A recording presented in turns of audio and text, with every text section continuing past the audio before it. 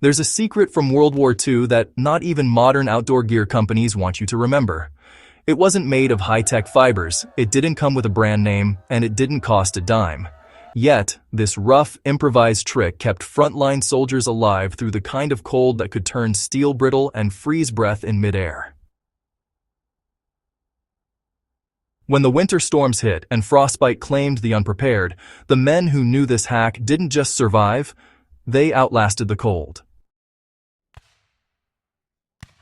Let's dig into one of the most underrated, almost mystical survival tactics ever used in war. A no-freeze clothing hack that came straight from desperation, ingenuity, and sheer willpower, and that still beats most modern gear today.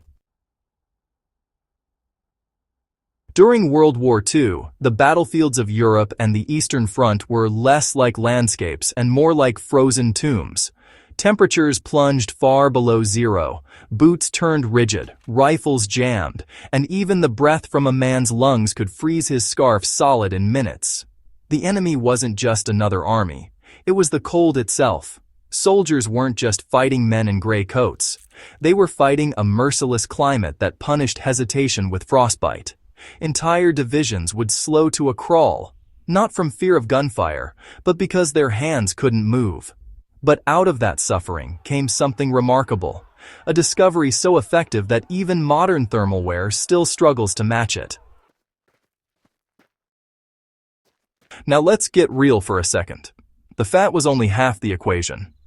The real secret was in how soldiers learned to use layering long before outdoor brands made it fashionable. Wool was the hero of the war wardrobe. It didn't just trap heat, it kept soldiers warm, even when wet. When soaked, wool fibers swell, creating tiny air pockets that act like natural insulation chambers. Combine that with a layer of grease underneath, and you had a human furnace that could function in -30°C weather. Soldiers also learned to avoid cotton directly against the skin. It soaked sweat and froze fast. Instead, they used natural oils or wool directly on skin to wick moisture away. That practice alone saved countless men from trench frostbite and hypothermia. This wasn't theory, it was tested in blood and endurance by soldiers who had no backup plan. Here's where it gets wild. Even with all our modern advances, Gore-Tex, Thinsulate, moisture-wicking synthetics, tests by cold weather researchers have shown that layered wool, properly maintained, can outperform many modern systems in extreme cold when movement and moisture are involved. Why?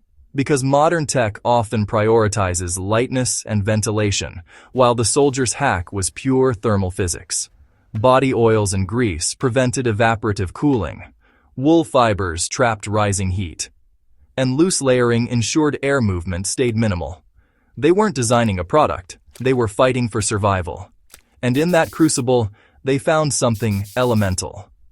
It's why even today, Arctic explorers and survivalists still rely on wool and oil-based protection. Modern tech has yet to beat it. It's just made it cleaner and more comfortable. But the core principle? Straight from the front lines of World War II.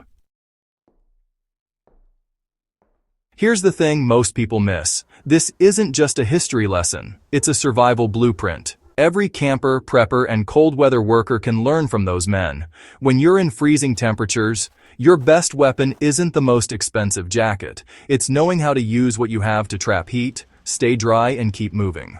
Fat, wool, and smart layering. No batteries, no synthetic fibers, just human instinct and old world knowledge.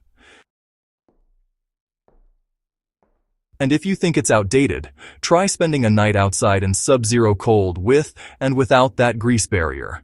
You'll understand fast why those soldiers trusted it more than any issued gear. World War II didn't just produce weapons and strategies, it created survival knowledge written in frost and fire. The no-freeze clothing hack wasn't about fashion, it was about resilience. It was proof that necessity breeds genius, and that sometimes, The most powerful technologies aren't born in laboratories. They're born in the trenches. In an age obsessed with gear upgrades and synthetic fabrics, maybe we should take a cue from the men who fought with nothing but grit, grease, and wool. They turned the impossible cold into just another enemy to outsmart. So next time you hear someone brag about their latest cold-proof jacket, tell them about the soldiers who discovered the original no-freeze armor, made from fat, wool, and pure willpower. And if you love uncovering these lost secrets of survival, resilience, and forgotten ingenuity from World War II, make sure to subscribe to Wisdom from the Frontlines. Because the past still has lessons the modern world hasn't caught up to yet. And here, we bring them back to life.